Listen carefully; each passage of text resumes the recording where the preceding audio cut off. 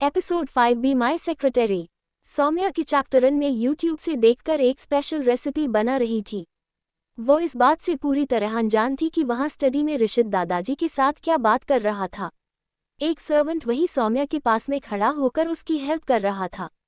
ख्यालों में खोई हुई सौम्या ने मन ही मन कहा, टेंस्ड, अगर ऋषित ने दादाजी से बात कर ली तो क्या होगा? अगर यह एक नॉर्मल मीटिंग नहीं हुई तो क्या ये मीटिंग मुझे घर से बाहर निकालने के लिए है? यहाँ मैं उनके लिए कुछ खास करने की कोशिश कर रही हूँ और वहाँ ऋषित मेरी जिंदगी को तबाह करने की प्लानिंग कर रहे हैं। आई वंडर कि दादाजी के साथ यह मुलाकात किस बारे में है। ठीक तभी उसे बाहर से कोई आवाज़ सुनाई दी। सौम्या एकदम चौंक गई और उसने पूछा, ये कैसा शोर है? सर्वेंट ने हंसते हुए कहा, ये तो रोज की बात है मैडम। या तो माली ने कुछ किया होगा या वो चैप्टरमैन ने और शीला दीदी उसे डांट रही होंगी। सौम्या ने करची हिलाते हुए मुस्कुराकर कहा, शीला तुम्हारी दीदी है? सर्वेंट झेपते हुए बोला, अरे नहीं नहीं, वो दरअसल शीला दीदी यहाँ की सबसे पुरानी मेड है। इस घर में वो करीब 20 साल से काम कर रही हैं। बड़े साहब का भी उन पर बहुत भरोसा है। हम सबको वही यहाँ लेकर आई हैं। बहुत ध्यान रखती है सबका। ऋषित साहब का गुस्सा थोड़ा तेज है, न तो कभी भी किसी पर चिल्ला देते हैं। वो साफ सफाई और घर की हर चीज़ को लेकर बहुत पर्टिकुलर हैं। कोई भी चीज़ सही से ना हो तो भड़क जाती है। इसलिए शीला दीदी हमेशा इस बात का ध्यान रखती हैं कि ऋषित सर के देखने से पहले ही सब काम एकदम बराबर हो जाए। सौम्या उस सर्वेंट की बात सुनकर सोचने लगी, गुस्सा तो उसका काफ़ी तेज है, पर अब मैंने उंगली में सिर दे ही दिया है तो मूसल से क्या डरना। पता नहीं ऋषित अब मुझे परेशान करने की कौन सी नई तरकीब सोच रहा होगा। सौम्या बस यूं ही अपने ख्यालों में खोई हुई थी कि शीला मेड वहां आ गई। उसने बोला, मैम, बड़े साहब ने आपको अपनी स्टडी में बुलाया है। इतना बोलकर उसने एक सर्वेंट को कुछ लाने का इशारा किया। सौम्या उसकी तरफ देखकर मुस्कुराए और कढ़ाई में अपनी डिश हिलाते हुए वो बोली, वैसे भी ये तो तैयार ही है। जो सर्वेंट उसकी हेल्प कर रहा था उसे इंस्ट्रक्शंस देने लगी, सुनो, बस इसमें ऊपर से थोड़े ड्राई फ्रूट्स छोटे छोटे टुकड़ों में काट कर डाल देना और सर्विंग बोल्स में सर्व कर देना। आप दादाजी की स्टडी में उनके लिए एक बोल पक्का ले आना। वो सर्वेंट एक ट्रे में वेट टॉवल लेकर आया। शीला मेड ने उस सर्वेंट को सौम्या के पास जाने का इशारा किया, आप इससे अपने हाथ साफ कीजिए और मेरे साथ चलिए। बस इतना बोलकर सौम्या शीला मेड के साथ आगे जाने ही वाली थी कि उसे अचानक से कुछ याद आया और वो बोली, अच्छा सुनो, रॉनी सर का टिफिन चला गया क्या? दूसरे सर्वेंट ने कहा, नहीं मैम, वो तो लंच आफ्टर ऑफिस में ही खाना पसंद करते हैं।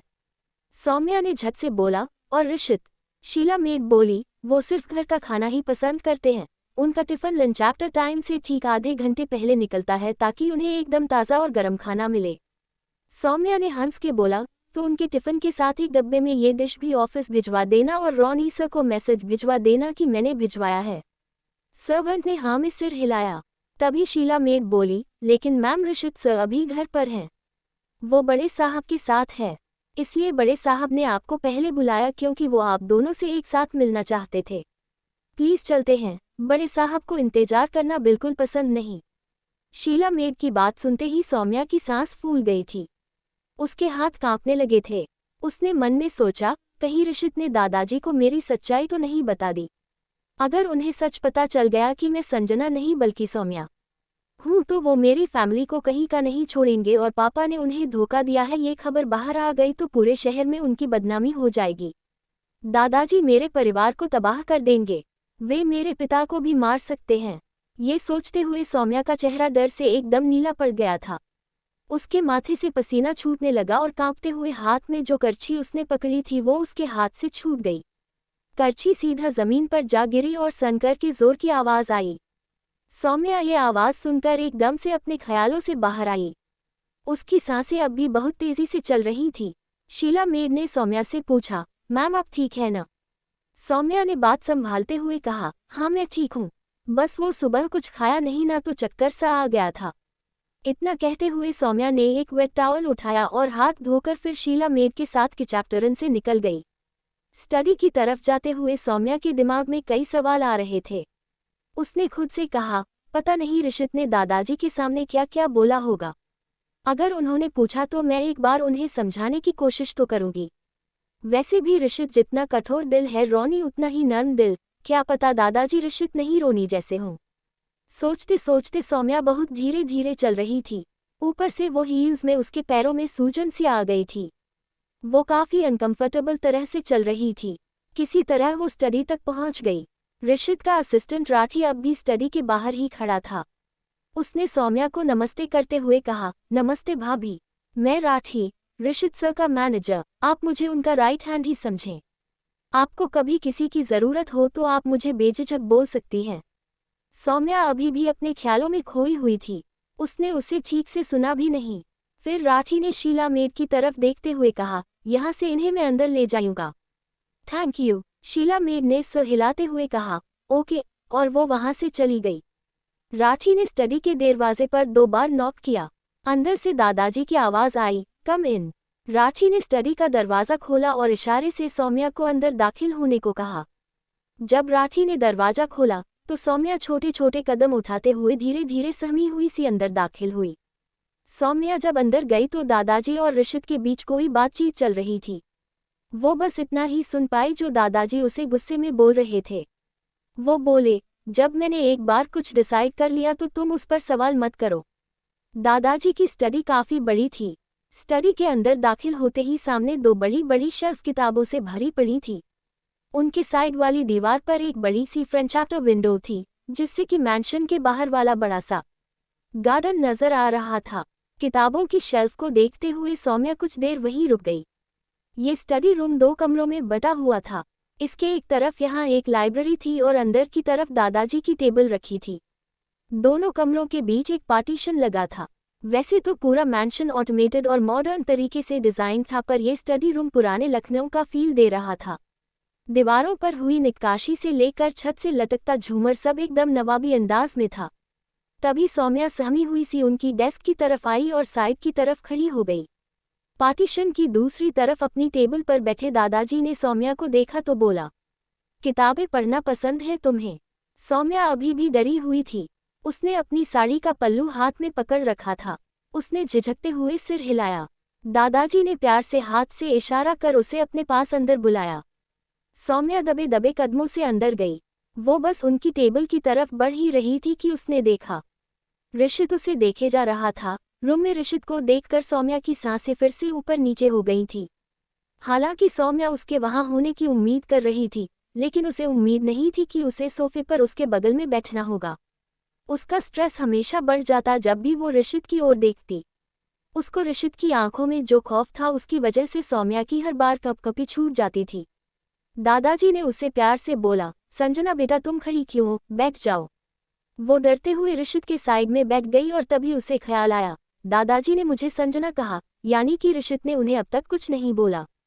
पर क्यों? इसने तो मुझे कहा था कि। बस इतना बोलकर सौम्या ऋषित की तरफ देखने लगी। ऋषित के चेहरे पर वही पहले वाली बनावटी हंसी थी। तभी दादाजी बोल पड़े, संजना बेटा, आई होप इस घर में तुम्हारा फर्स्ट डे अच्छा जा रहा है। ऋषित तुम्हें ज्यादा तंग तो नहीं कर रहा? सौम्या ने अपने होठों पर नकली स्माइल लाते हुए कहा, नहीं नहीं दादाजी, ही इज़ वेरी स्वीट। दादाजी बोले, रियली, तुम पहली इंसान हो ऐसा कहने वाली। ऐसे बोलकर दादाजी हंसने लगे। ऋषित ने भी हंसते हुए कहा, कम ऑन दादू। सौम्या ने ऋषित की तरफ देखा और उसे पहली बार मुस्कुराता देख चौंक गई थी। उसने मन ही मन सोचा, यह आदमी अपने चेहरे पर इस स्माइल के साथ इतना बेहतर दिखता है, लेकिन ये बहुत अजीब है।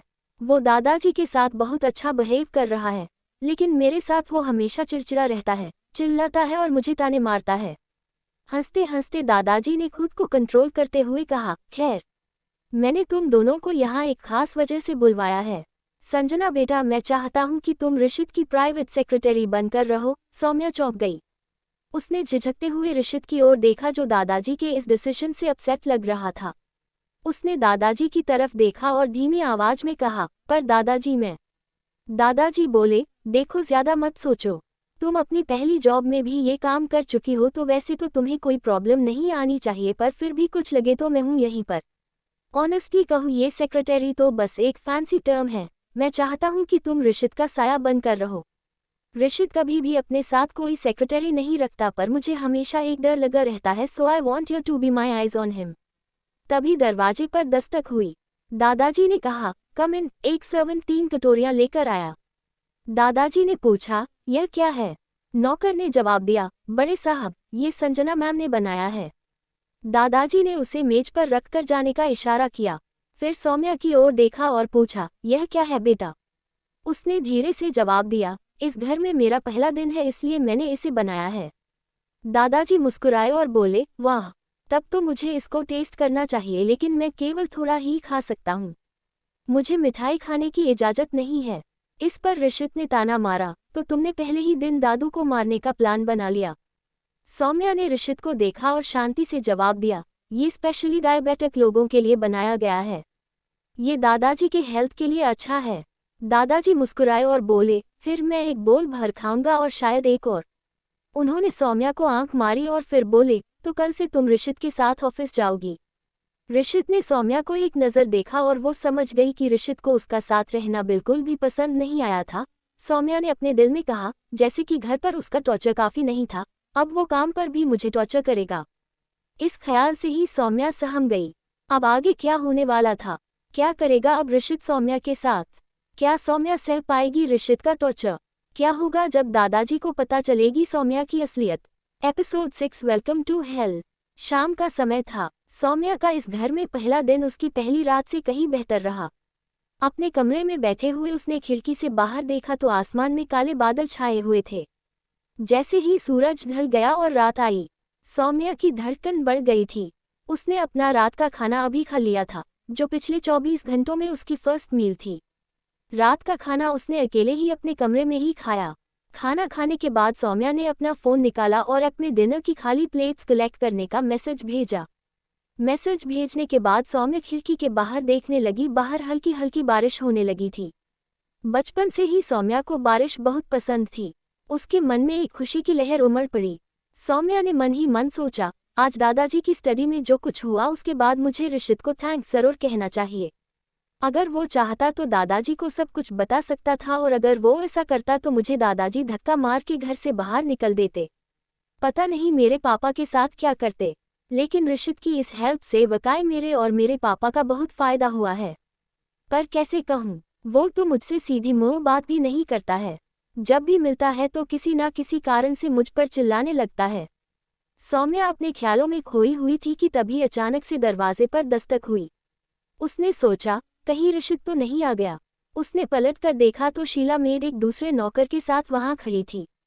उसने बोला, मैम, हम अंदर आ जाएं। सौम्या ने उनकी तरफ देखा और मुस्कुराते हुए हाँ में सिर हिलाया। शीला मेड उस नौकर के साथ कमरे में आ गई। उसने उस नौकर को बोला, मैम के लिए बेड रेडी कर दो और फिर प्लेट्स कलेक्ट कर लेना। जैसा शीला मेड ने ऑर्डर दिया, नौकर ने वैसा ही किया। जब वो बिस्तर बना रहा था, सौम्या ने शीला से पूछा, क्या इस घर में लोग एक साथ खाना नहीं खाते हैं? शीला मेड मुस्कुराए और बोली, आमतौर पर नहीं। सबका अपना अपना शेड्यूल है। कभी कभी ऋषित सर और रॉनी सर एक साथ ब्रेकफास्ट करते हैं, लेकिन डिनर कभी नहीं। सौम्या शॉक में लग रही थी। उसने क्यूरियोसिटी के साथ पूछा, ऐसा क्यों है? शीला मेड ने प्लेट्स कलेक्ट कर ट्रॉली पर रखते हुए सहजता से उत्तर दिया, ऋषित सर हमेशा ऑफिस से देर से आते हैं, इसलिए उनका खाना वही भेज दिया जाता है। रॉनी सर आमतौर पर रात में पार्टीज या इवेंट्स में भाग लेते हैं, वो भी तब अगर वो शहर में हो तो, क्योंकि ज़्यादातर समय वो काम के सिलसिले में टूर्स पर ही रहते हैं। दादाजी रात के खाने में केवल सूप ही लेते हैं, और वो भी लगभग 7 बजे तक ही। घर के तीनों मेंबर्स में से दादाजी सबसे डिसिप्लिन्ड हैं। वो जल्दी सो जाते हैं और जल्दी उठ भी जाते हैं। उनका दिन योगा के साथ शुरू होता है। नहाने के बाद वो उनके पुश्तैनी मंदिर जाते हैं, जो लगभग यहाँ से आधे घंटे की दूरी पर है, और उसके बाद ही वो अपने दिन की पहली मील लेते हैं। ऋषित सर का ज़्यादातर समय ऑफिस में ही बीतता है। वो सिर्फ किसी फैमिली फंक्शन या खास अवसर पर ही घर में नजर आते हैं, और किसी को नहीं पता होता कि वो किस समय वापस आएंगे। रॉनी सर तीनों में सबसे ज़्यादा आउटगोइंग हैं। वो अपने काम में बहुत इन्वॉल्व्ड हैं, लेकिन लोगों से भी संबंध बनाए रखने में विश्वास रखते हैं, इसलिए उनका ठिकाना कभी किसी को नहीं पता रहता। जब तक शीला मेड सौम्या को ये सब बता रही थी, तब तक बैग तैयार हो चुका था और उस नौकर ने प्लेट्स भी जमा करके ट्रॉली पर रख दी थी। सौम्या काफ़ी थकी हुई लग रही थी। उसने अभी भी वही साड़ी पहन रखी थी जो उसे सुबह दी गई थी। हालांकि उसका चेहरा अब बहुत फीका नजर आ रहा था। उसने धीमी आवाज़ में शीला मेड से रिक्वेस्ट करते हुए कहा, प्लीज़ आप मुझे एक नाइटवेयर भिजवा देंगी? शीला मेड ने तुरंत उत्तर दिया, जरूर मैम। वो दूसरे नौकर की ओर मुड़ी और बोली, तुम ये ट्रॉली ले जाओ, मैं आती हूँ। शीला ने बहुत पोलाइटली कहा, मैं अभी आपका बाथटब तैयार करती हूँ ताकि आप नहाकर आराम महसूस कर सको। सौम्या मुस्कुराई। शीला मेड बाथरूम में चली गई और कुछ देर बाद बाहर निकल आई। शीला मेड ने कहा, मैम आपका बाथटब तैयार है, आप नहा सकती हैं। तब तक मैं आपके लिए नाइटवेयर ले आती हूँ। सौम्या ने फौरन कहा, कल रात आपने जो मुझे दिया था उसके बदले क्या मुझे कुछ और कपड़े मिलना पॉसिबल है, कुछ ज्यादा कंफर्टेबल। शीला मुस्कुराए और बोली, I am sorry ma'am, Rishit sir को वही पसंद है, हम सिर्फ वही करते हैं जो हमें ऋषित सर ऑर्डर देते हैं। पर एक चीज़ है जो मैं आपके लिए कर सकती हूँ और वो है उनके सेलेक्ट किए हुए सभी ऑप्शंस में से चुनना। मैं उन सबको लाकर आपके लिए अलमारी में रख दूंगी। इधर शीला मेड नाइटवेयर लेने के लिए चली गई और उधर सौम्या नहाने के लिए बाथरूम के अंदर चली गई थी। नहा धोकर सौम्या बाथरोब पहनकर बाथरूम से बाहर निकली। ड्रेसिंग रूम में जाकर उसने अलमारी खोली और उसके अंदर टटोलना शुरू किया। वो मन ही मन कहने लगी, इनमें से कोई भी मेरे लिए सही नहीं है। मैं ऐसे कपड़े कैसे पहन सकती हूँ और उनमें कैसे सो सकती हूँ? इससे अच्छा तो इस बाथरोब में ही सो जाती हूँ। अपने बाथरोब को उसने अच्छे से कसकर बांध लिया और कमरे में दाखिल हुई। सौम्या जैसे ही कमरे में गई तो उसने देखा कमरे की लाइट ऑन थी और ऋषित अपनी व्हीलचेयर पर बैठा था। वो वहां अपनी डेस्क में से अपनी सिगार निकाल रहा था। उसे वहां देखकर सौम्या एक पल के लिए घबरा गई, फिर थोड़ी हिम्मत जुटाकर उसने कहा, ऋषित मुझे आपको वो आज के लिए थैंक यू। ऋषित जो कि अब तक सौम्या को इग्नोर कर रहा था, थैंक यू सुनकर उसकी तरफ पलटा और उसने सौम्या की तरफ अपने भौहें चढ़ करके देखा।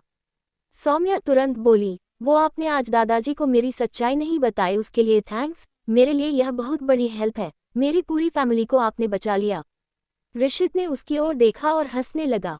सौम्या असमंजस में थी। उसने मन ही मन सोचा, ये ऋषित कैसा इंसान है, ये मुझ पर ऐसे क्यों हंस रहा है, मैंने तो इसे अभी अभी थैंक्स बोला है और ये है कि। सौम्या को टोकते हुए ऋषित बोला, ज्यादा खुश मत हो, कोई एहसान नहीं किया मैंने, तुम्हारा सच मेरा ट्रम्प कार्ड है और असली खिलाड़ी वही है जो अपने पत्ते सही जगह इस्तेमाल करे। सौम्या उसकी ये बात सुनकर पसीना पसीना हो गई थी। उसने सोचा, ऐसा लगता है जैसे इसके सीने में दिल ही ना हो, पत्थर का बना है ये इंसान, ऐसे तो हमेशा मेरे सिर पर एक तलवार लटकती ही रहेगी। उसने खुद को संभालते हुए धीरे से कहा, पर ऋषित, मैं तो आपकी हर बात मानने को तैयार हूँ, प्लीज इस बात को आप जाने दीजिए ना। सौम्या को इतना कैजुअल होता देख ऋषित थोड़ा भड़क गया और उसे घूरते हुआ बोला, मुझसे ज्यादा फ्रेंडली होने की जरूरत नहीं है, तुम्हारी हरकतें तो मैं देख ही चुका हूँ।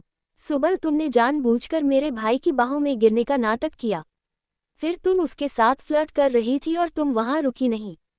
मेरे दादाजी को इम्प्रेस करने के लिए उनके लिए एक डायबिटीज स्पेशल मिठाई बनाई। इतना सब कुछ होने के बाद भी तुम में मेरे सामने खड़े होने और ये दिखावा करने की हिम्मत है कि तुम कोई बेचारी हो। तुम मेरे दादाजी और मेरे भाई को अपनी चिकनी चुपड़ी बातों से बेवकूफ़ बना सकती हो, लेकिन मुझे नहीं। फिर उसने सौम्या की ओर इशारा किया और बोला, पर मैं तुम्हारे थ्रू क्लियरली देख सकता हूँ। सौम्या उसकी बात सुनकर एकदम से कॉन्शियस हो गई। उसके चेहरे की हवाइयां ही उड़ गईं।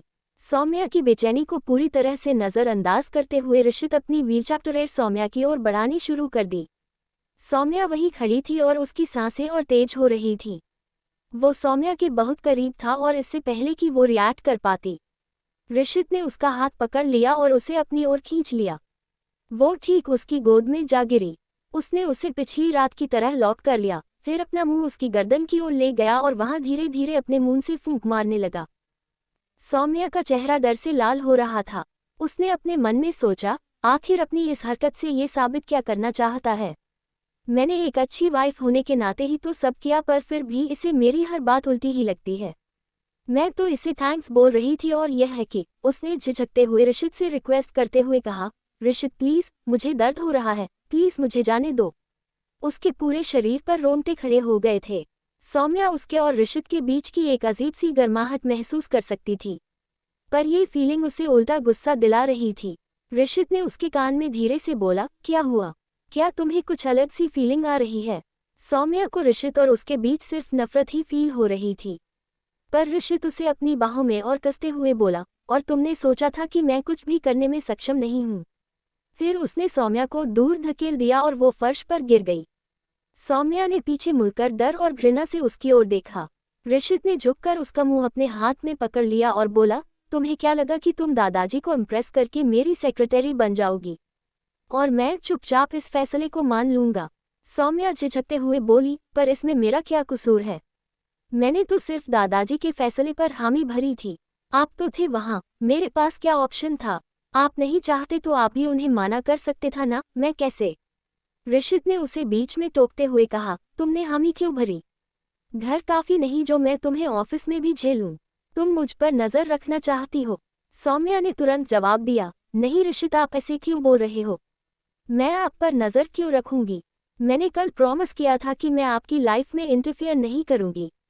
आज जो कुछ हुआ वो दादाजी का ही फैसला था। आप तो जानते हैं कि मैं उनसे पहली बार आज ही मिली हूँ। मैंने तो बस आपकी मदद के लिए ही। हाँ। तभी ऋषित उस पर चिल्ला पड़ा, मुझे किसी की मदद की कोई ज़रूरत नहीं है। सौम्या ने तुरंत उसे समझाते हुए बोला, नहीं, मेरा वो मतलब नहीं था। ऋषित पलटकर बोला, तुम्हारा क्या मतलब है वो मैं अच्छी तरह जानता हूँ। बस इतना कहकर ऋषित ने सौम्या का मुंह झटक दिया। ऋषित की कठोर पकड़ से सौम्या के गाल एकदम लाल पड़ गए थे। ऋषित की उंगलियां तक उन पर छप चुकी थीं। ऋषित ने अपनी व्हीलचैप्टर दरवाजे की तरफ बढ़ाई, फिर एक पल के लिए वहां रुका और बिना सौम्या को देखे बोला, मिस सौम्या साहनी, बस मेरा इंतजार करो।